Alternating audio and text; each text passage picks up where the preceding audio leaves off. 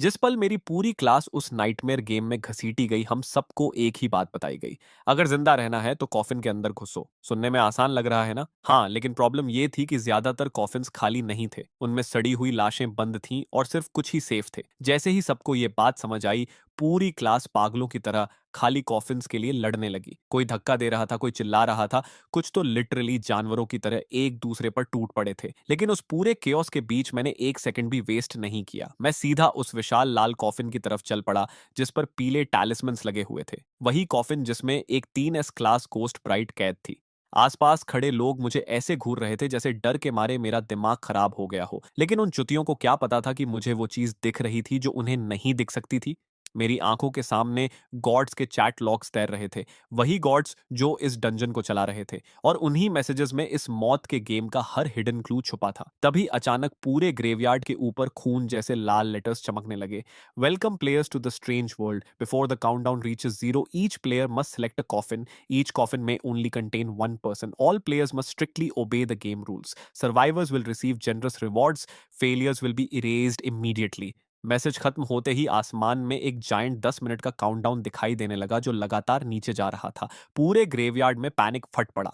एक लड़की मिट्टी पर गिरकर अपना सिर पकड़ते हुए हिस्टेरिकली रोने लगी। ये जगह क्या है? स्ट्रेंज वर्ल्ड क्या होता है? कोई हमें बचाओ। तभी एक लड़का पूरी तरह टूट गया और पहाड़ से नीचे भागने लगा।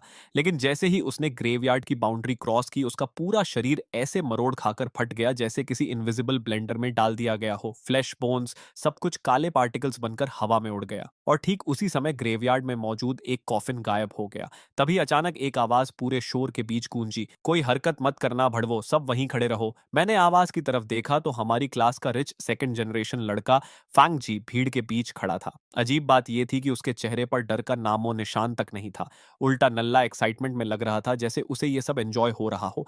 फिर अचानक उसकी आंखें बदल गईं। उसकी प्यूपिल्स के अंदर हल्की सिल्वर ग्लो चमकने लगी।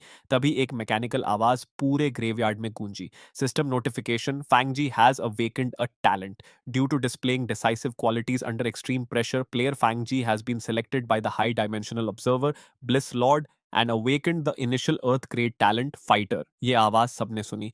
भीड़ तुरंत फट पड़ी।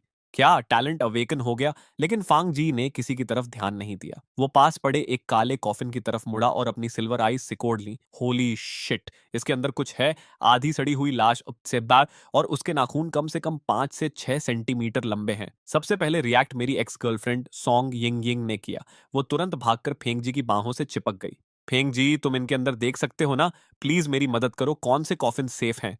फेंग जी ने नीचे उसकी तरफ देखा, लेकिन उसे हटाया नहीं। उल्टा उसने टेरिफाइड क्राउड की तरफ देखकर अथॉरिटी से कहा, अगर जिंदा रहना है तो सब मेरे पास आओ और मेरी बात सुनो। उसकी बात सुनते ही सबकी सर्वाइवल इंस्टिंक्ट्स किक इन कर गईं। एक एक करके मेरे क्लासमेट्स उसके आसपास इकट्ठा होने लगे। सबके चेहरे पर वही पथेटिक एक्सप्रेशंस थे। कोई खुशामद कर रहा था, कोई भीख मांग रहा था। फेंक जी, प्लीज हमारी मदद करो। ब्रदर जी, आप जो बोलोगे हम करेंगे। फेंक जी हल्का सा मुस्कुराया। साफ दिख रहा था कि ये कमीना इस अटेंशन को पूरी तरह एंजॉय कर रहा था। फिर उसकी नजर भीड़ से अलग खड़े मुझ पर पड़ी। यो शिन्युअन, तू भीख मांगने क्यों नहीं आ रहा? उसने हंसते हुए कहा। तूने तो कभी यिंगिंग के लिए कुछ भी करने की बात कही थी ना, जब उसके पीछे कुत्ते की तरह घूम रहा था। उसके आसपास खड़े कुछ लड़के तुरंत हंसने लगे। एग्जैक्टली। अब फैंग जी के पास टैलेंट है, तेरे पास क्या है? ऐसे खड़ा क्या है बे? घुटनों पर गिर जा, शायद ब्रदर जी तुझे कोई डिसेंट कॉफिन दे दे।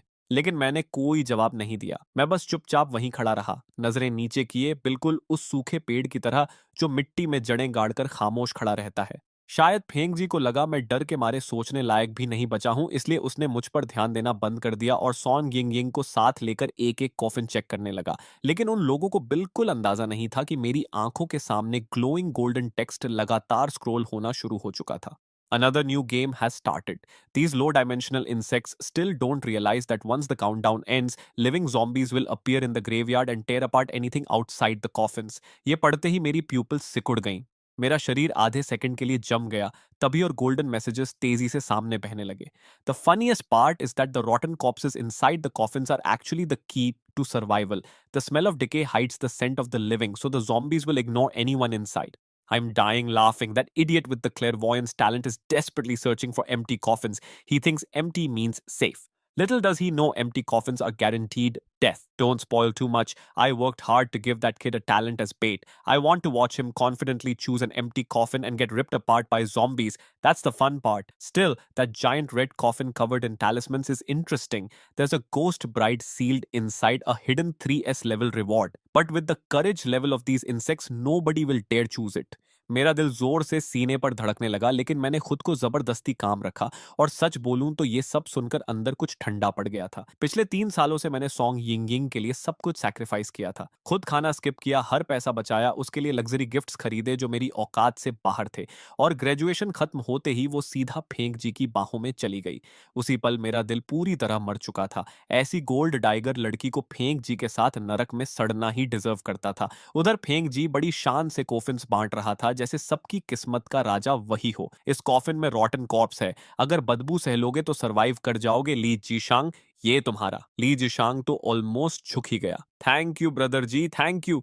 फिर फेंग जी दूसरे कोफिन की तरफ बढ़ा। इसमें भी कॉर्प्स है, लेकिन डिके कम है। जियांगटिंग, तुम इसमें जाओ। जियांगटिंग रोते हुए उसे बार बार थैंक्स बोलने लगी। एक एक करके सारे कॉफिन्स बंटते गए और फेंग जी वहीं लाइफ और डेथ का रूलर बनकर खड़ा रहा। नेचुरली सॉन्ग यिंगिंग को स्पेशल ट्रीटमेंट मिला। फेंग जी ने पर्सनली उसके लिए एक रिलेटिवली क्लीन एम्पटी कॉफिन चुना। उसने उसके कंधे पर हाथ रखते हुए कहा, यह कॉफिन पुराना और टूटा हुआ है, लेकिन कम से कम अंदर कोई लाश नहीं है, थोड़ा एंड्योर कर लो। सॉन्ग यिंगिंग ने डिस्गस्ट से नाक सिकोड़ ली। साफ दिख रहा था कि सिर्फ कॉफिन को देखकर ही उसे घिन आ रही थी, लेकिन फिर भी वो कांपते हुए सिर हिलाने लगी। आखिर में सिर्फ 2 कॉफिन्स बचे। एक बिल्कुल प्लेन था, बिना किसी डेकोरेशन के, और उसका लिड थोड़ा खुला हुआ था। बाहर से वो पूरी तरह एम्प्टी लग रहा था। दूसरा वही विशाल क्रिम्सन कॉफिन था जिस पर पुराने फेडेड टैलिस्मन्स चिपके हुए थे। फांगजी ने अपनी सिल्वर आईज से रेड कॉफिन को स्कैन किया और भौहें सिकोड़ ली। मैं इसके अंदर नहीं देख पा रहा, कुछ इसे ब्लॉक कर रहा है। फिर वो एम्प्टी कॉफिन की तरफ मुड़ा। उसकी सिल्वर प्यूपिल्स ने उसे 3 बार ध्यान से स्कैन किया। कंप्लीटली क्लीन, कंप्लीटली एम्प्टी, अंदर कुछ भी नहीं। तभी जाकर उसके चेहरे पर रिलीफ आया।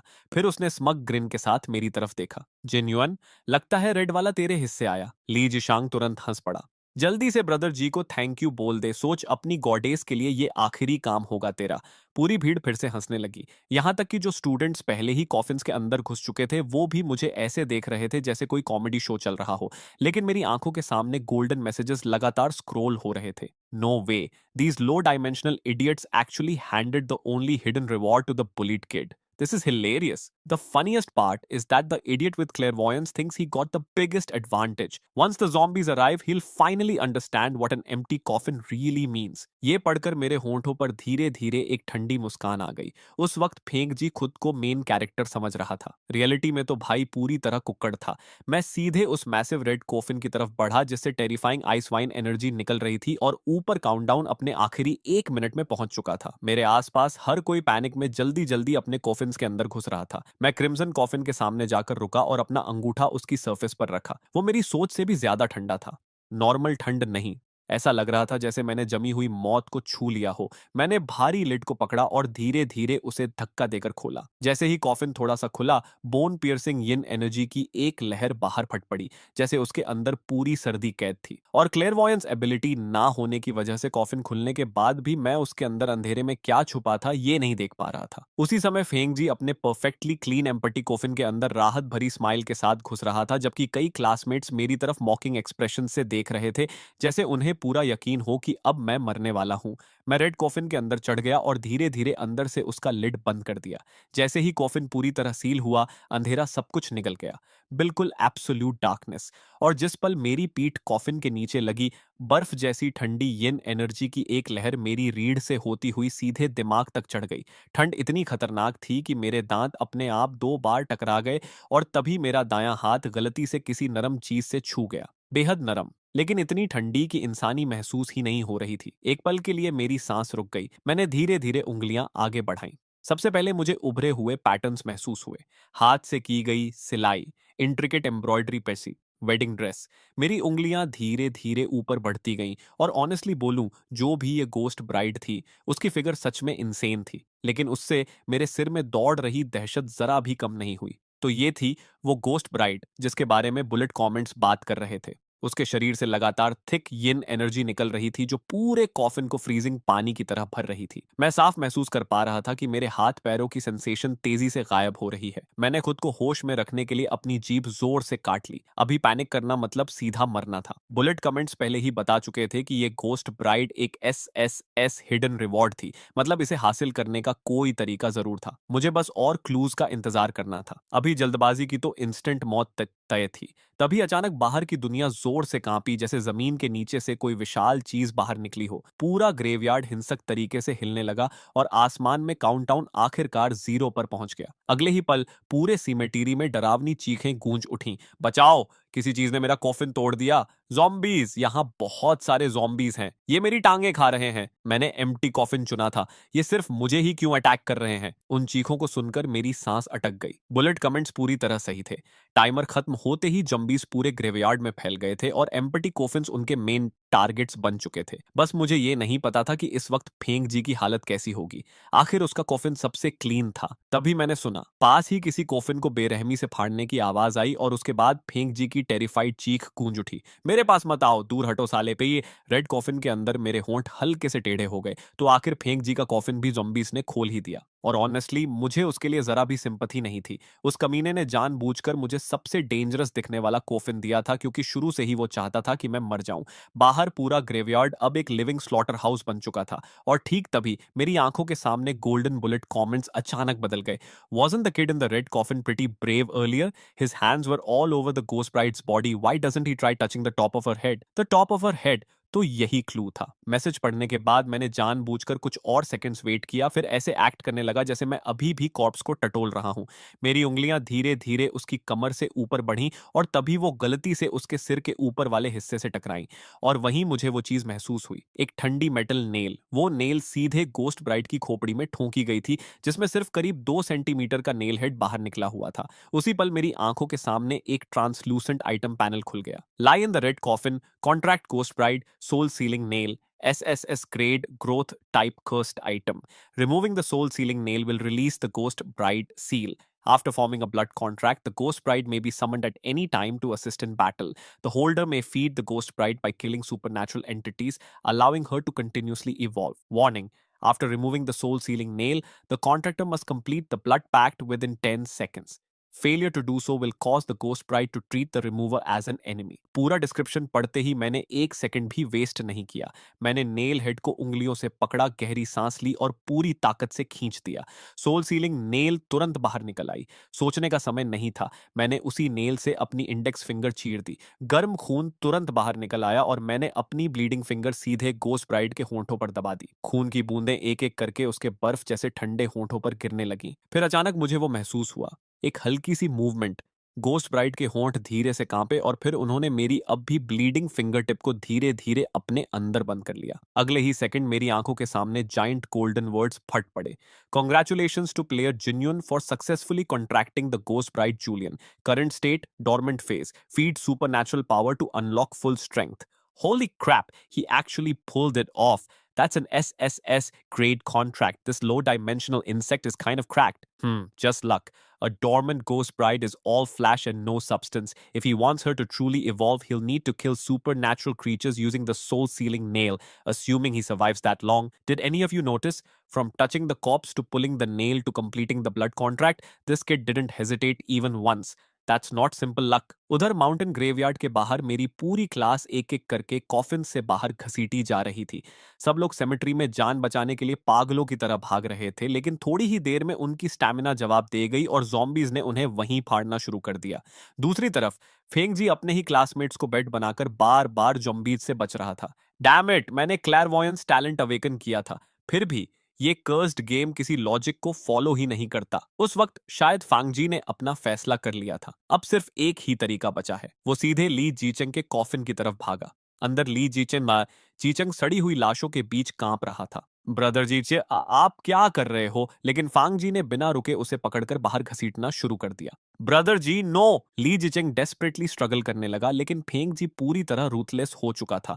वो कोफिन के ऊपर चढ़ गया और कई बार पूरी ताकत से ली जिकेंग की छाती पर पैर मारा। बेचारा वहीं रजिस्ट करने लायक भी नहीं बचा। अगले ही पल फेंग जी ने उसे कचरे की तरह बाहर फेंक दिया और जॉम्बीज के पहुंचने से ठीक पहले खुद कॉफिन के अंदर घुस गया। रेड कॉफिन के अंदर बैठे बैठे भी मैं बाहर क्या हुआ होगा ये आसानी से इमेजिन कर पा रहा था। फैंग जी सच में खतरनाक कमीना था। बिल्कुल वही टाइप का मॉन्स्टर जिसे हाई डायमेंशनल गॉड्स बड़े मजे से देखते होंगे, और शायद इसी वजह से वो इतनी जल्दी मरने वाला नहीं था। तभी अचानक गोस्ट ब्राइड ने मेरी फिंगर से खून चूसना बंद कर दिया। उसका शरीर पहले से थोड़ा गर्म महसूस हो रहा था, और फिर मुझे एक टेरिफाइंग सेंसेशन महसूस हुई। ऐसा लग रहा था जैसे कोई सीधे मेरी सोल को घूर रहा हो। मेरा हार्ट बीट जोर से स्किप हुआ।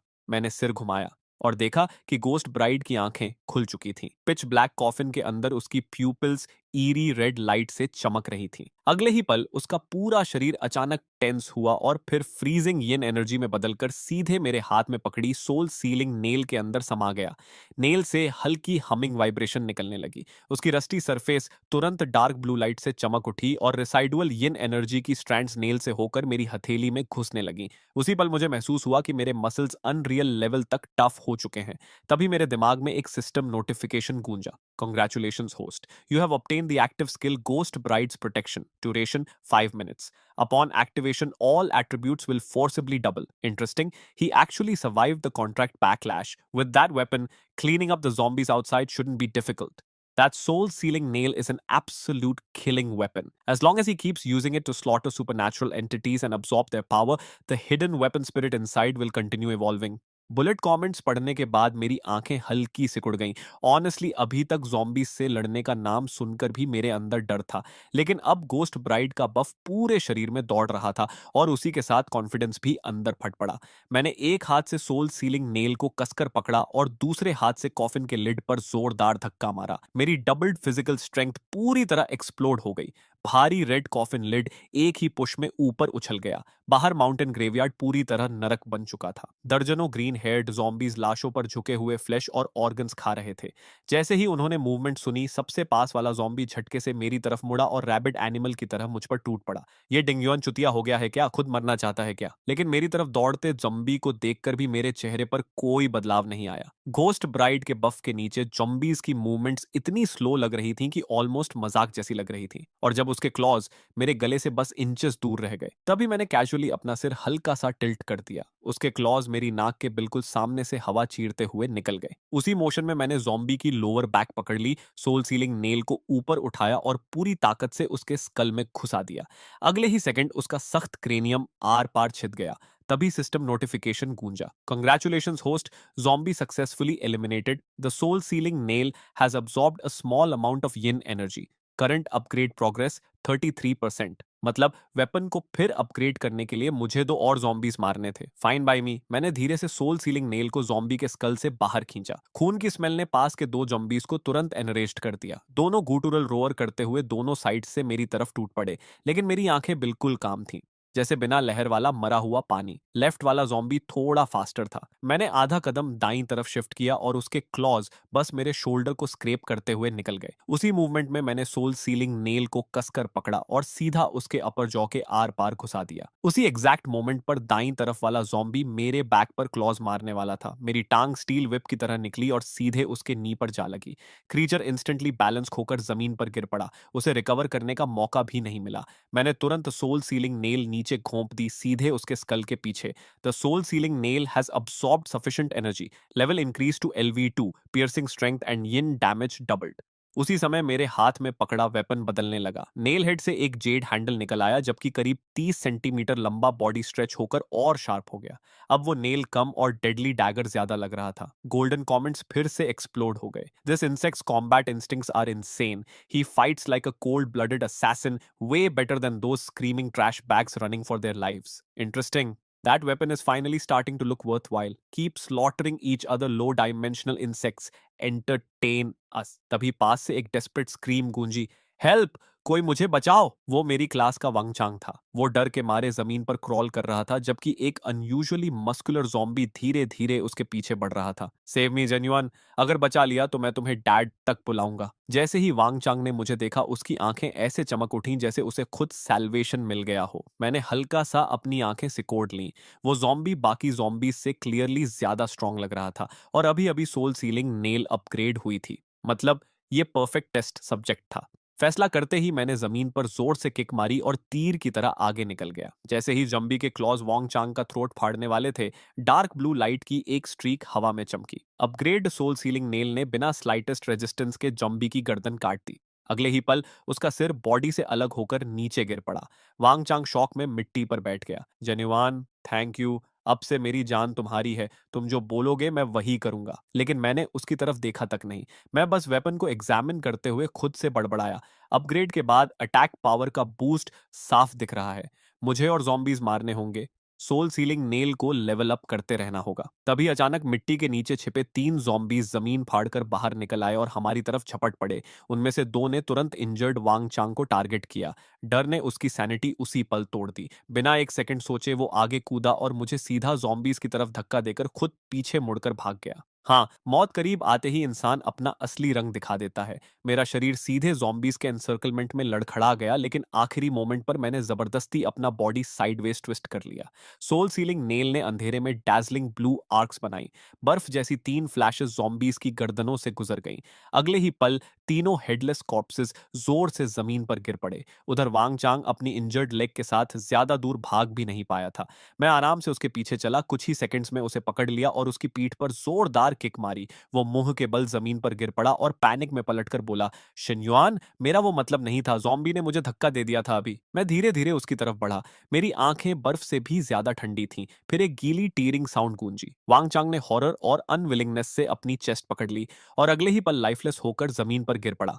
उसके मरते ही मेरी विजन फिर से गोल्डन कमेंट्स से भर गई। Now this is a ruthless little insect. The way he casually killed that guy with one hand is exactly my kind of entertainment. Magnificent. This selfishness and absolute lack of morality is the beautiful scenery we crave. Kid, you've officially caught my attention. उस moment पर मुझे आखिर पूरी सच्चाई समझ आ गई। ये game कभी सर्वाइवल ट्रायल था ही नहीं। ये एक अरीना था, एक ग्लैडिएटर पिट, जिसे हाई डायमेंशनल गॉड सिर्फ एंटरटेनमेंट के लिए चला रहे थे। और इस गेम को जीतने का सिर्फ एक तरीका था, मॉन्स्टर्स से भी ज्यादा कोल्ड बनना। आसपास मौजूद हर इंसान को सिर्फ एक्सपेंडेबल चेस पीसेस की तरह देखना। मैंने धीरे से सोल सीलिंग नेल को फिर बाहर खींचा और सामने उमड़ते ज़ॉम्बीज के टाइट को ठंडी नजरों से देखा। तो आ जाओ, एक दिन मैं साबित करके रहूंगा कि इंसेक्ट्स भी गॉड्स को मार सकते हैं। उसके बाद मेरा शरीर ज़ॉम्बी हॉर्ड के बीच फैंटम की तरह घूमने लगा। सोल सीलिंग नेल का हर स्विंग एक और ज़ॉम्बी की जान ले रहा था। जब भी क्लॉज मेरी तरफ आते, मैं कामली साइड स्टेप करता और वेपन को परफेक्टली उनके फेटल पॉइंट्स में घुसा देता। Dodge, pierce, kill, repeat. धीरे धीरे मेरी मूवमेंट्स ऑलमोस्ट मैकेनिकल हो गईं। एफिशिएंट, रूथलेस क्रेडिटी, क्लीन। कुछ देर बाद एक और सिस्टम नोटिफिकेशन मेरी आंखों के सामने चमका। The soul sealing nail has absorbed sufficient energy, level increase to LV3, yin damage greatly increased. इस बार वेपन का अपीयरेंस ज्यादा नहीं बदला, लेकिन उसकी ब्लेड से टेरिफाइंग फ्रीजिंग ऑरा निकलने लगी। मैंने ग्रिप और टाइट की और बाकी बचे जॉम्बीज को काटना जारी रखा। दूसरी तरफ ग्रेवयार्ड के एक मैसिव रॉक के पीछे कुछ सर्वाइवर्स छिपकर ये पूरा मैसेकर देख रहे थे। ये कमीना और फास्ट कैसे होता जा रहा है? एक लड़के ने धीरे से कहा। पहले इसे एक जंबी मारने में 2-3 हिट्स लगते थे। दूसरा लड़का बिटर आवाज में बोला, बस लकी हो गया है। वो वेपन किसी के हाथ में होता तो कोई भी बाहर पागलों की तरह फाइट कर लेता। धीरे धीरे टाइम गुजरता गया। आखिरकार गोस्ट ब्राइट का प्रोटेक्शन बफ खत्म हो गया। मैंने जल्दी से बैटलफील्ड स्कैन किया। अब तक मैं कुल 15 जॉम्बीज मार चुका था, लेकिन ग्रेवयार्ड में अभी भी कुछ जॉम्बीज घूम रहे थे। तभी अचानक पूरे सेमेट्री के ऊपर एक मैसिव रेड बैरियर उतर आया। जितने भी जॉम्बीज हिल रहे थे वो सब इंस्टेंटली फ्रीज हो गए। अगले ही सेकंड उनके बॉडीज अंदर से फट गईं और वो ब्लैक सैंड बनकर मिट्टी में समा गए। Beginner trial complete, surviving players 12। खत्म हो गया। एक ट्रेम्बलिंग आवाज कॉफिन के अंदर से आई। कुछ सेकंड्स बाद एक कॉफिन का लिड धीरे से खुला और एक रोती हुई लड़की डरते डरते बाहर झांकी। फिर दूसरा कॉफिन खुला, फिर तस्साई।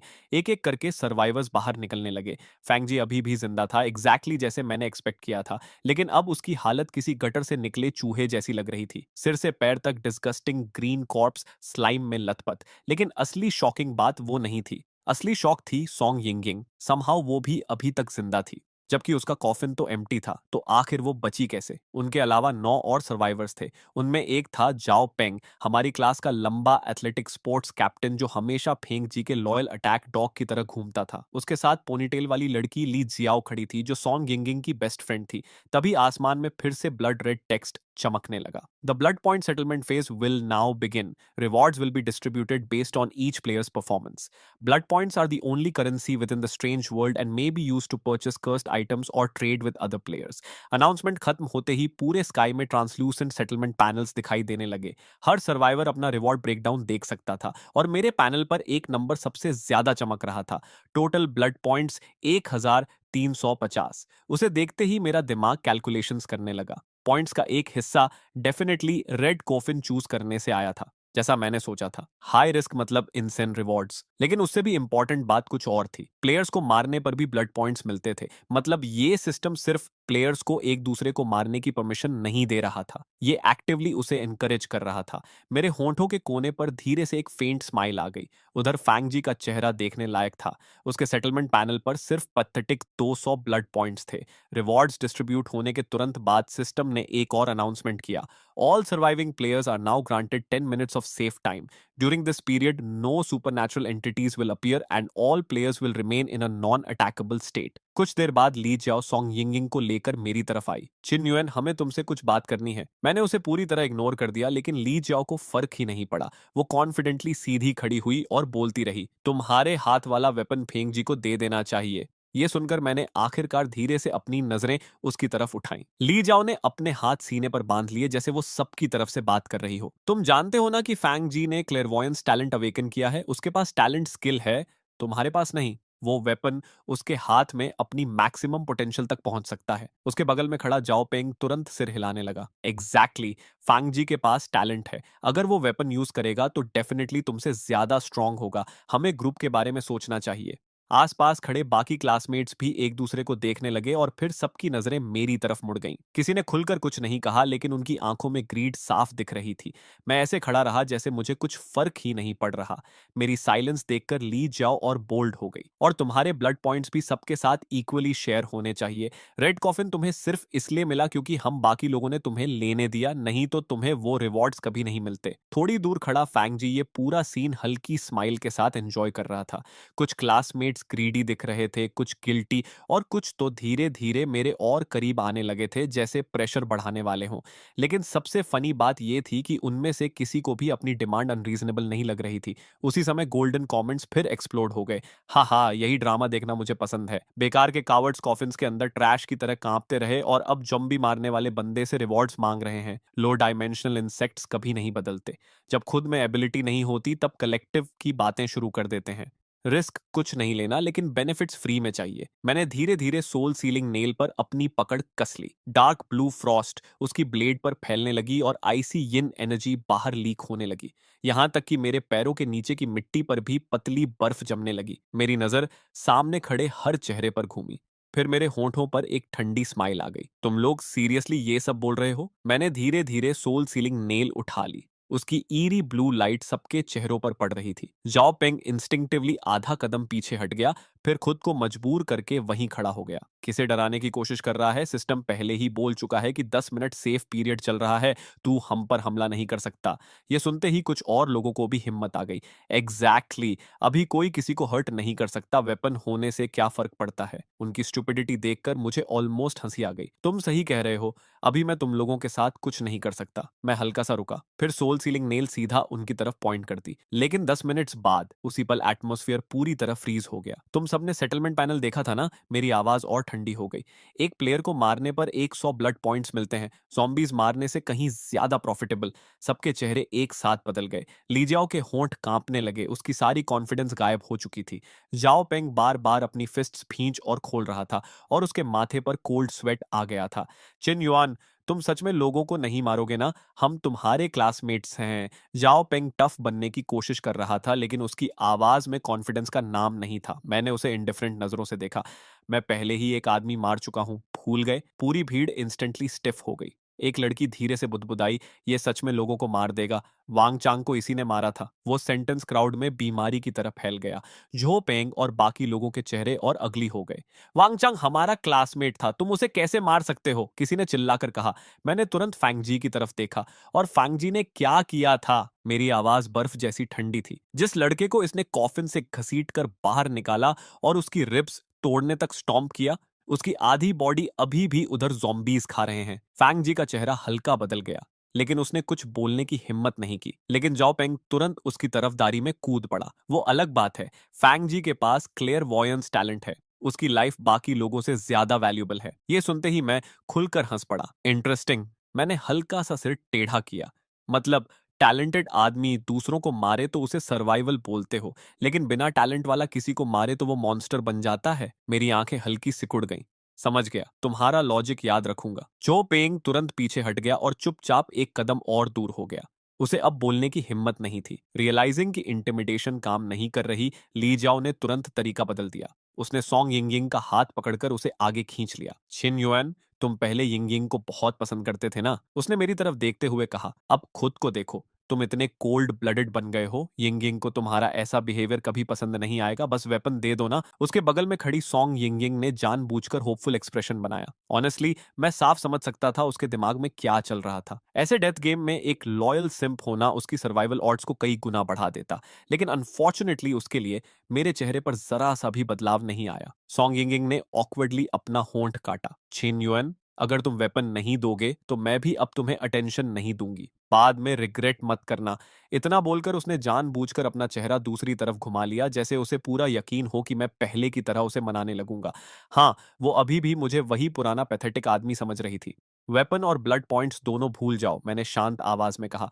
तुम लोगों पर मैंने अभी तक अटैक सिर्फ पुरानी मेमोरीज की वजह से नहीं किया। फिर मैंने सॉन्ग यिंगिंग की तरफ हल्की प्लेफुल स्माइल के साथ देखा। एक्चुअली मुझे एक चीज जाननी है। मेरी आंखें धीरे धीरे शार्प हो गईं। कॉर्प्सेस वाले कॉफिन्स पर ज़ॉम्बीज इसलिए हमला नहीं कर रहे थे क्योंकि सड़ांत की स्मेल लिविंग सेंट को हाइड कर रही थी। लेकिन फैंग जी ने तुम्हें एम्प्टी कॉफिन दिया था, है ना? मैंने सीधा उसकी आंखों में देखते हुए पूछा। तो फिर तुम जंबी अटैक से बची कैसे? सॉन्ग यिंगिंग का चेहरा इंस्टेंटली फ्रीज हो गया। मैं लकी थी। लकी? मैं हल्का हंसा। ये बात खुद तुम्हें भी बिलीवेबल लगती है? आसपास खड़े सारे क्लासमेट्स तुरंत सॉन्ग यिंगिंग की तरफ मुड़ गए।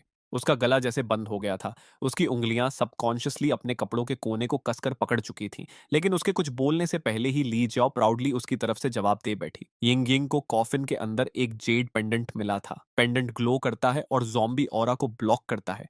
इसी वजह से वो पूरी ट्रायल में सेफली बची रही। जैसे ही उसके मुंह से ये वर्ड्स निकले, सॉन्ग यिंग यिंग का चेहरा मौत जैसा सफेद पड़ गया। अब बहुत देर हो चुकी थी। आसपास मौजूद हर इंसान की आंखों में इंस्टेंट नेकेड ग्रीड चमक उठी। जाओ पेंग सीधे उस पॉकेट को घूरने लगा जिसे सॉन्ग यिंग यिंग कसकर पकड़ रही थी। फैंग जी ने अपनी सिल्वर आइज हल्की सिकोड़ ली। साफ दिख रहा था कि वो अपनी क्लेयरवॉयंस एबिलिटी से उसके शरीर को स्कैन कर रहा है। कुछ ही मोमेंट्स पहले पूरा ग्रुप मेरे खिलाफ यूनाइटेड था, लेकिन अब पूरा target silently song Ying Ying पर शिफ्ट हो चुका था।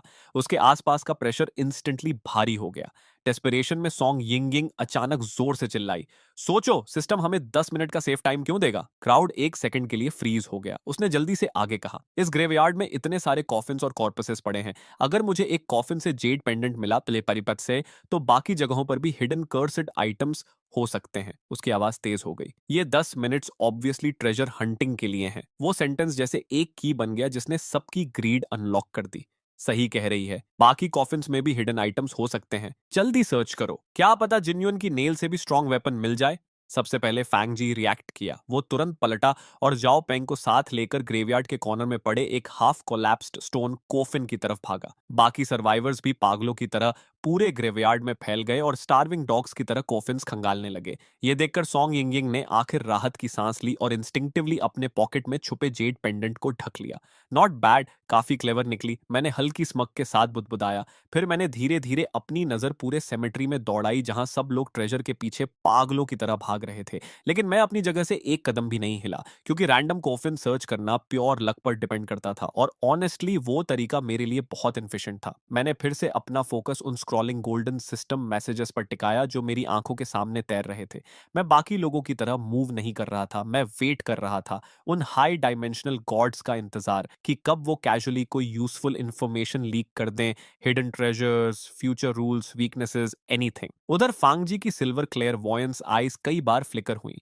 फिर वो अचानक जाओ पेंग को खींचते हुए ग्रेवयार्ड के कॉर्नर में छुपे एक टूटे हुए स्टोन कॉफिन तक ले गया। दोनों ने कुछ सेकंड्स तक उसके अंदर सर्च किया, फिर अचानक फेंगजी ने अंदर से एक रस्टी बटर नाइफ बाहर खींच ली। Butter knife! फेंगजी की आंखें इंस्टेंटली चमक उठी। अब मेरे पास भी वेपन है।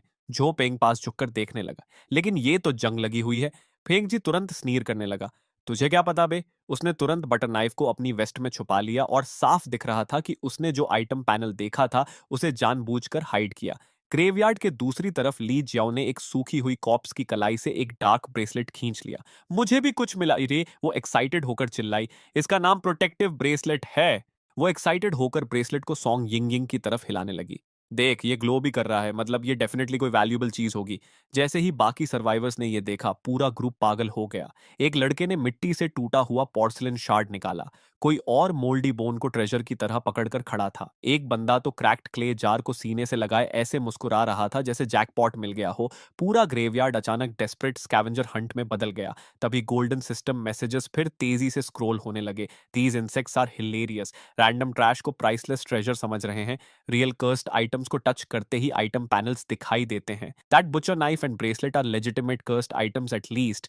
लेकिन कॉप्सेस से जुड़े सामान को छूने पर जल्दी ही एक और जॉम्बी हंट ट्रिगर होगी। मैं 5,000 ब्लड कॉइन्स की बेट लगाता हूं कि ब्रेसलेट वाली लड़की 30 सेकंड्स के अंदर मर जाएगी। वैसे मुझे ब्लैक क्लॉथ्स वाला किड ज्यादा इंटरेस्टिंग लग रहा है, बाकी इंसेक्ट से ज्यादा स्मार्ट दिख रहा है। ये पढ़कर मेरी आईलिड हल्की ट्विच हुई। मतलब वो रैंडम स्क्रैप्स ट्रेजर्स नहीं थे, वो ट्रैकिंग बीकन्स थे। जितना ज्यादा जंक कोई उठाएगा, टाइमर खत्म होने के बाद ज़ॉम्बीज उतनी तेजी से उसे लॉक कर लेंगे। और ऑनेस्टली, उन्हें वार्निंग देने का तो सवाल ही नहीं था। मैं इतना बेवकूफ नहीं था कि फ्री ईएक्सपी को सेफली घूमने दूं। तभी मेरी नजर एक और सिस्टम मैसेज पर टिक गई। By the way, the old talismans on the red coffin are actually ghost suppression talismans. They've degraded into low-grade versions though, still useful in the early stages. They can forcibly suppress low-level supernatural entities for 3 seconds. Pretty decent for low-dimensional insects, assuming any of them are smart enough to notice. Degrade item. Ghost suppression talisman. Effect forcibly suppress low-level entities for 3 seconds. मेरे चेहरे पर कोई बदलाव नहीं आया, लेकिन मेरी नजर क्वाइटली पीछे पड़े रेड कॉफिन की तरफ चली गई। जैसा मैंने सोचा था, कॉफिन का लिड अब भी फेडेड येलो टैलिस्मन से ढका हुआ था। उनके कॉर्नर्स पुरानेपन से मुड़ चुके थे और पेपर ब्रिटल हो गया था। नो वंडर किसी ने उन पर ध्यान नहीं दिया। आखिर कौन उस कॉफिन को छूना चाहेगा जिसमें कुछ देर पहले तक 3 एस गोस्ट ब्राइट सील्ड थी। मैं कैजुअली वापस रेड कॉफिन की तरफ चला और ऐसे एक्ट करने लगा जैसे बस उसे इंस्पेक्ट कर रहा हूं। मेरी उंगलियां हल्के से एक टैलिस्मन पर फिसली। उसी पल इंफॉर्मेशन पैनल खुल गया। Item ghost suppression talisman. Degrade effect forcibly suppress low level supernatural entities for 10 seconds. मेरी आंखें हल्की सिकुड़ गईं। तो असली ट्रेजर ये थे। बिना किसी का ध्यान खींचे मैंने धीरे धीरे सारे टैलिस्मन्स कॉफिन से निकालकर अपने कोट के अंदर रख लिए। किसी को कुछ पता तक नहीं चला। बाकी सब लोग तो अभी भी स्टार्विंग मेनियाक्स की तरह ग्रेव्स खोदने में लगे थे। उसके बाद मैं फिर से आराम से कॉफिन के पास टिक गया और साइलेंटली टाइमर खत्म होने का इंतजार करने लगा। ज्यादा देर नहीं बीती थी कि 10 मिनट सेफ्टी पीरियड खत्म हो गया। जमीन के नीचे से डीप रंबलिंग गूंजने लगी। सारे सर्वाइवर्स इंस्टेंटली फ्रीज हो गए। अगले ही पल सबसे पास वाली ग्रेव फट गई। मिट्टी के अंदर से एक पेल ग्रे आर्म बाहर निकली। फिर दूसरी ग्रेव फटी पाते पे, फिर तीसरी। कुछ ही सेकंड्स में काउंटलेस म्यूटेटेड ज़ॉम्बीज जमीन के नीचे से क्रॉल करके बाहर आने लगे। उनके बॉडीज से निकलती डिके की बदबू पहली बैच से कई गुना ज्यादा हॉरिफाइंग थी। मेरी क्लास का चेनले सबसे पहले टूट गया। उसने अपने मिले हुए ब्रोकन क्ले जार को कसकर पकड़ा और चिल्लाते हुए भागने लगा। लेकिन सबसे पास के 3 ज़ॉम्बीज ने एक साथ अपनी गर्दन उसकी तरफ घुमा दी, बल्कि सीधे उसके हाथ में पकड़े क्ले जार की तरफ। चेनले 5 सेकंड्स भी नहीं भाग पाया था कि एक ज़ॉम्बी हवा में छलांग लगाकर उसकी पीठ पर जा गिरा। उसके क्लॉज आयन हुक्स की तरह शरीर में धंस गए। उसकी चीख पूरे सेमेट्री में गूंज उठी और वो मुंह के बल मिट्टी में जा गिरा। अगले कुछ सेकंड्स में पूरा ज़ॉम्बी हॉर्ड उसके ऊपर टूट पड़ा। ग्रेवयार्ड फिर से केओस में डूब गया, और इस बार पहले से भी ज्यादा बुरा। ये नए ज़ॉम्बीज क्लियरली ज्यादा एग्रेसिव और पावरफुल थे। ऑनेस्टली मैं भी उनसे हेड ऑन फाइट नहीं करना चाहता था। तभी अचानक जमीन जोर से फटी। ब्लाइंडिंग व्हाइट लाइट क्रैक के अंदर से बाहर फूटी और एक पुराना रस्टेड आयरन डोर धीरे धीरे जमीन के नीचे से ऊपर उठने लगा। डोर की दरारों से वीक व्हाइट लाइट बाहर लीक हो रही थी। तभी system announcement Gunji. First trial complete, enter the dormitory, dungeon closing soon, all survivors must enter the passage within 30 seconds, those who fail to enter will remain permanently trapped within the graveyard। भागो, वहां door है, किसी ने हिस्टेरिकली चिल्लाया। अगले ही पल सब लोग पागलों की तरह आयरन गेट की तरफ दौड़ पड़े। फैंग जी सबसे पास था, इसलिए वही सबसे पहले डोरवे के अंदर घुसा। जाओ पोंग तुरंत उसके पीछे अंदर घुस गया। ली जाओ सेफ्टी तक पहुंचने के चक्कर में भागते भागते अपना एक शू भी खो बैठी और बेयरफुट ही दौड़ती रही। उधर मैं बिल्कुल कामली आखिरी 3 सेकंड्स तक वेट करता रहा, फिर आराम से आयरन डोर की तरफ चल पड़ा। जैसे ही मैं डोरवे के अंदर गया, पीछे मौजूद सारे ज़ॉम्बीज़ इंस्टेंटली गायब हो गए। उनकी जगह एक डैम्प मोल्डी हवा की बदबू ने ले ली। ऊपर फ्लिकरिंग फ्लोरेसेंट लाइट्स लगातार बज़ कर रही थीं और उनमें से शार्प इलेक्ट्रिकल क्रैकलिंग की आवाज़ आ रही थी। मेरे पैरों के नीचे सफ़ेद और हरे टाइल्स थे। कॉरिडोर के दोनों साइड्स पर टाइटली शट डोर्स लगे हुए थे जिन पर ब्लू रूम नंबर्स लिखे थे। पूरा प्लेस बिल्कुल किसी स्कूल डॉर्मेट्री हॉलवे जैसा लग रहा था। सबसे पहले ली जियाओ रिएक्ट की। हम वापस आ गए। वो वॉल से टिक गई। उसके चेहरे पर मिट्टी और आंसू दोनों लगे थे। ये डॉम बिल्डिंग है, हम रियलिटी में वापस आ गए, हम बच गए, हम सच में बच गए। एक लड़का वहीं फ्लोर पर गिरकर अनकंट्रोलेबली रोने लगा। मैंने क्वाइटली सबको काउंट किया। मुझे मिलाकर अब सिर्फ 11 सर्वाइवर्स बचे थे। मैं कॉरिडोर के आखिर में ठंडी वॉल से टिक गया और चुपचाप अपने क्लासमेट्स को फर्स्ट ट्रायल सर्वाइव करने की खुशी मनाते देखता रहा। लेकिन उनसे अलग मुझे अंदर कुछ भी फील नहीं हो रहा था, क्योंकि मेरी आंखों के सामने सिस्टम मैसेजेस पहले से भी ज्यादा तेजी से स्क्रॉल होना शुरू हो चुके थे और इस बार हर लाइन ब्लड रेड थी। हा हा हा हा, ये इंसेक्ट्स सच में सोच रहे हैं कि सेफ जोन में पहुंच गए। This is the second trial, female dormitory. अब असली सफरिंग शुरू होगी। इनके एक्सप्रेशंस बहुत डिलिशियस हैं। मुझे बेट लगानी है कि ये लोग यहाँ ग्रेवयार्ड से भी ज्यादा रोएंगे। तभी अचानक वॉल से खून रिसना शुरू हो गया। सबसे पहले ली जाओ ने नोटिस किया, वॉल पर ब्लड राइटिंग। कॉरिडोर में मौजूद हर स्माइल उसी पल गायब हो गई। ब्लडी लेटर्स धीरे धीरे वॉल्स पर बनने लगे। Second trial, Bloody Dormitory by Seta. Welcome players to Bloody Dormitory. Or this building contains 3 floors with 12 dormitories per floor. However, the number of incoming survivors will soon exceed room capacity per se. To ensure every player possesses an independent safe zone, the elimination game will begin at exactly midnight. At that time, high-risk supernatural entities will appear within the dormitories. Players unable to survive until dawn will be permanently eliminated. Bloody text गायब हो गया। उसकी जगह एक giant blood red clock दिखाई देने लगी जो मिडनाइट की तरफ काउंटडाउन कर रही थी। सबसे पहले लियू शाओफोंग टूट गई। वो चीखते हुए फ्लोर पर गिर पड़ी और अपना चेहरा ढककर हिस्टेरिकली रोने लगी। ये रियलिटी नहीं है, हम अभी भी गेम के अंदर हैं। कई लड़कों के चेहरे इंस्टेंटली सफेद पड़ गए। जाओ पेंग ब्लड रेड क्लॉक को देखते हुए कांपने लगा। फैंग जी ने साइलेंटली अपनी बुचर नाइफ को और कसकर पकड़ लिया। उसका एक्सप्रेशन बेहद अगली हो चुका था। मेरी विजन के सामने और सिस्टम मैसेजेस फ्लड होने लगे। इन इंसेक्ट्स का रोना ऑलरेडी अनोइंग हो गया। मिडनाइट अभी शुरू भी नहीं हुआ। दूसरे बिगिनर ट्रायल्स वाले प्लेयर्स अभी तक डॉर्मेटोरी पहुंचे भी नहीं। डंजन डिजाइनर इस बार सच में ईविल निकला।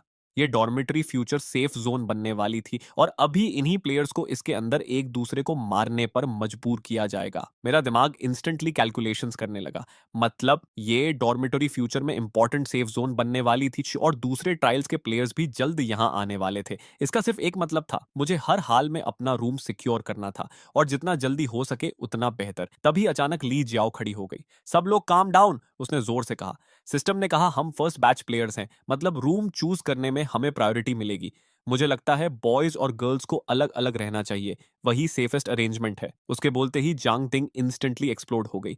ली जाओ, ज़ॉम्बीज़ ने तेरा दिमाग खा लिया है क्या? वो गुस्से में चिल्लाई। मिडनाइट पर गोस्ट्स लोगों को मारने आएंगे। बाकी तुम लोगों का मुझे नहीं पता, लेकिन ये ट्याम गेम को शॉर्ट ठीक अता, लेकिन मैं जिनशुन के साथ ही रहूंगी। मी टू, दूसरी लड़की जो मेंग याओ तुरंत चिल्लाई। जिनशुन ने ज़ॉम्बीज मारे हैं, वो हम सब में सबसे स्ट्रॉन्गेस्ट है। उसके साथ रहने के लिए मैं कुछ भी करूंगी। बोलते बोलते उसने मेरा आर्म पकड़ लिया और जानबूझकर खुद को उससे चिपका लिया। जांगटिंग तुरंत स्नीर करने लगी। तू खुद को समझती क्या है? अगर कोई उसके साथ रहेगा तो सबसे पहले मैं रहूंगी। अगले ही सेकंड दोनों लड़कियां वहीं लिटरली लड़ने लगी। उधर बाकी लड़कियों ने भी कंट्रोल खो दिया और डेस्परेशन में मेरी तरफ भीड़ लगाने लगी। यहां तक कि पीछे खड़ी सॉन्ग यिंगिंग भी नर्वसली अपने कपड़ों का कोना मरोड़ रही थी और होंठ काट रही थी।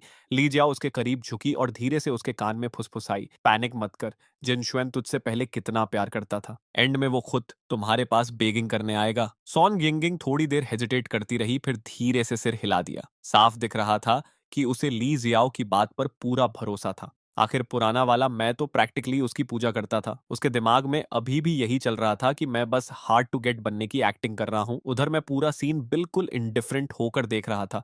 सच में बेकार इडियट्स का झुंड। मैंने धीरे धीरे सोल सीलिंग नेल बाहर निकाली। मैं रूम 102 में अकेला रहूंगा। मेरी बर्फ जैसी ठंडी नजर सबके ऊपर घूमी।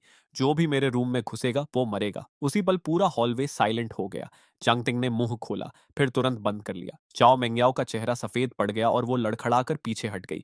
ये देखकर मैंने कामली सोल सीलिंग नेल वापस रख दी और सीधे रूम 102 की तरफ मुड़ गया। पीछे सॉन्ग यिंग पूरी तरह फ्रीज हो चुकी थी। उसके चेहरे पर मौजूद होपफुल एक्सप्रेशन धीरे धीरे शॉक डिसबिलीफ में बदल रहा था। यहां तक कि ली जाओ भी पहली बार स्पीचलेस दिख रही थी। उधर सिस्टम मैसेजेस प्रैक्टिकली हंस हंस कर फट रहे थे। हाहा, ये औरत सच में सोच रही थी कि वो उसके पास बेगिंग करने आएगा। लो डिमेंशनल इंसेक्ट्स का कॉन्फिडेंस सच में एंटरटेनिंग होता है, लेकिन ब्लैक क्लोथ्स वाला किड इंटरेस्टिंग है। कम से कम उसे डेड वेट पहचानना आता है। तभी अचानक फेंग जी हॉलवे के कॉर्नर से बाहर आया। डरो मत सब लोग, उसने कॉन्फिडेंट आवाज में कहा। जिन युआन सेल्फिश है और खुद को अलग कर चुका है। मिडनाइट पर ऐसे लोग सबसे पहले मरते हैं, लेकिन अगर हम यूनाइटेड रहे तो हम सब सरवाइव करेंगे। बोलते वक्त उसने अपनी बचर नाइफ भी बाहर निकाली ताकि और कन्विंसिंग लगे। झो काई तुरंत उसकी साइड लेने पहुंच गया। ब्रोदर जी सही कह रहे हैं, यूनिटी ही स्ट्रेंथ है। झो पेंग भी तुरंत सिर हिलाने लगा। एग्जैक्टली, जिन युआन जैसे लोगों को आखिर में उनका कारमा मिल ही जाता है। बाकी क्लासमेट्स भी धीरे धीरे फिर फैंग जी के आसपास गैदर होने लगे, बिल्कुल लॉयल फॉलोअर्स की तरह। फैंग जी वार्मली मुस्कुराया और रूम 101 के अंदर चला गया। थोड़ी हेजिटेशन के बाद सॉन्ग यिंगिंग भी उसके पीछे अंदर घुस गई, लेकिन रूम में एंटर करने से पहले उसने सबकॉन्शियसली पीछे मुड़कर रूम 102 के टाइटली शट डोर की तरफ देखा। उधर जैसे ही फेंग जी डॉर्म रूम के अंदर गया, उसके चेहरे की फेक स्माइल पूरी तरह गायब हो गई। उसने हाथ में पकड़ी बटर नाइफ की तरफ देखा और कोल्ड आवाज में बुदबुदाया, 10 सैक्रिफिशियल पॉन्स काफी होने चाहिए। उसके होंठों पर थोड़ी देर के लिए क्रूअल ग्रिन आई। क्या उन इडियट्स को सच में लगता है कि मैं उन्हें प्रोटेक्ट करूंगा? लेकिन अगले ही पल जब उसने सिर उठाया, उसका एक्सप्रेशन फिर से वार्म और फ्रेंडली बन चुका था। वो तो टीम लीडर की तरह सबको बेड्स चूज करने में हेल्प भी करने लगा। मीनवाइल रूम 102 के अंदर मैं क्वाइटली अपने सराउंडिंग्स ऑब्जर्व कर रहा था। रूम करीब 15 स्क्वायर मीटर्स का था। वॉल के पास एक सिंगल आयरन फ्रेम बेड रखा था जिसके ऊपर सिर्फ बेयर वुडन बोर्ड्स थे। कॉर्नर में एक टाइनी बाथरूम था जिसमें मुश्किल से एक इंसान खड़ा हो सकता था। तभी मेरी नजर डोर के पास लगे एक छोटे डिस्प्ले स्क्रीन पर पड़ी। उससे फेंट डार्क रेड ग्लो निकल रही थी। उसके ऊपर ब्लड रेड वर्ड्स लिखे थे, ब्लड पॉइंट शॉप। मैं आगे बढ़ा और स्क्रीन को टच किया। उसी पल पूरा डिस्प्ले ब्राइटली लाइट अप हो गया और मेरे सामने परचेसेबल आइटम्स की ह्यूज लिस्ट खुल गई। Food, water, daily supplies, medicine, सब कुछ था। Rice meal 10 blood points, mineral water 5 blood points, blanket 15 blood points, emergency bandages 20 blood points. Daily necessities काफी चीप थी, लेकिन जैसे ही मैंने कर्स्ट आइटम्स सेक्शन स्क्रॉल किया, प्राइसेस इंस्टेंटली आसमान छूने लगे। D grade item soul gathering bell, D grade item exorcism peach wood sword, सी grade item soul suppression stone, B grade item 100 ghost command banner. Prices देखकर मेरी eyelid हल्की Twitch हुई। Ordinary players एक trial में मुश्किल से 200 ब्लड पॉइंट्स कमा पा रहे थे। मतलब एक डिसेंट आइटम खरीदने की कीमत प्रैक्टिकली इंसानी जानों के बराबर थी। लेकिन ब्लाइंडली शॉप से चीजें खरीदने के बजाय मैंने सबसे पहले फिर से अपना ध्यान उन तेजी से स्क्रॉल हो रहे सिस्टम मैसेजेस पर लगाया। शॉप के जंग की किसे परवाह है, असल एंटरटेनमेंट तो मिडनाइट पर शुरू होगा। इस बार उन्होंने रिजेंटमेंट टाइप स्पिरिट्स रिलीज किए हैं। ये पढ़ते ही मेरी प्यूपिल्स इंस्टेंटली सिकुड़ गईं। रिजेंटमेंट टाइप गोस्ट्स, वो जॉम्बीज से कई गुना ज्यादा टेरिफाइंग होते हैं। मैंने कामली अपनी नजर वापस शॉप स्क्रीन पर डाली और कैजुअली ब्राउज करने का एक्ट करने लगा, जबकि सीक्रेटली मैं स्पिरिट टाइप एंटिटीज के खिलाफ यूजफुल आइटम्स सर्च कर रहा था। कई बार लिस्टिंग्स रिफ्रेश करने के बाद आखिर मुझे वही मिल गया जिसकी जरूरत थी। D grade item 5 Emperor coin string. Constructed from 5 copper coins from different dynasties tied together with red string. Greatly reduces the detection range of resentment type entities after equipping, equivalent to 30 seconds of invisibility. D grade item Black Dog Blood. Collected from the heart blood of a pure black dog. After splashing onto resentment type entities, they become visible and vulnerable to physical attacks for 5 seconds. मैंने बिना hesitation दोनों items instantly खरीद लिए। अगले ही second दोनों चीजें सीधे मेरे सामने मटेरियलाइज हो गईं। मैंने कॉपर कॉइन स्ट्रिंग को अपनी गर्दन में पहन लिया और ब्लैक डॉग ब्लड की बॉटल कोट के अंदर पॉकेट में रख ली। सब प्रिपेयर करने के बाद मैंने धीरे धीरे अपनी आंखें बंद की और कमर पर लगी कोल्ड सोल सीलिंग नेल को हल्के से रब करने लगा, कोशिश करते हुए कि अपनी कॉन्शियसनेस के अंदर गहराई में मौजूद गोस्ट ब्राइट को सेंस कर सकूं। क्या तुम मुझे सुन सकती हो जूलियन? साइलेंस, बिल्कुल कंप्लीट साइलेंस। लेकिन मैं इम्पेशेंट नहीं हुआ। जूलियन एक 3S कॉन्ट्रैक्टेड एंटिटी थी। उसे ट्रूली अवेकन करना ऑब्वियसली आसान नहीं होने वाला था। फिर भी 5 एम्परर कॉइन्स के 30 seconds invisibility effect, black dog blood के 5 सेकंड्स वल्नरेबिलिटी इफेक्ट और सोल सीलिंग नेल की रॉ किलिंग पावर को मिलाकर देखें तो आज रात उन रिजेंटमेंट स्पिरिट से सर्वाइव करना शायद पॉसिबल था। मैं अभी अपने सर्वाइवल ऑड्स कैलकुलेट ही कर रहा था कि तभी कॉरिडोर के बाहर अचानक डेंस फुटस्टेप्स गूंजने लगे। तो फिलहाल के लिए इसी के साथ ये वीडियो यहीं खत्म होती है। लेकिन भाई, स्टोरी अभी बस शुरू हुई है और अगर इसका नेक्स्ट पार्ट रिलीज होता है तो मैं उसका नया पार्ट बहुत जल्द लेकर आ जाऊंगा। तब तक के लिए लाइक, सब्सक्राइब और बेल आइकॉन दबाना मत भूलना, क्योंकि आगे इस डेथ गेम में सिर्फ गोस्ट्स ही नहीं, इंसानों का असली चेहरा भी देखने को मिलने वाला है।